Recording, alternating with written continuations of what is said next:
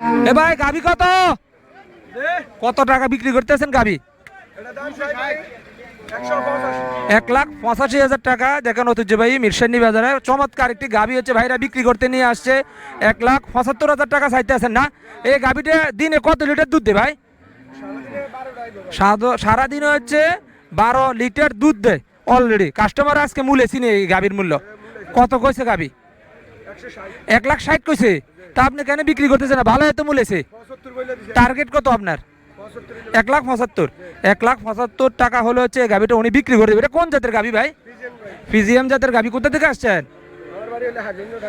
হাজীগঞ্জ থানা, সাতপুর থেকে আসছে। আজকে গাবি কটা নিয়ে আসছেন? একটি 8টা বিক্রি করছেন নি? কয়েকটা 5টা বিক্রি করে দিয়েছেন।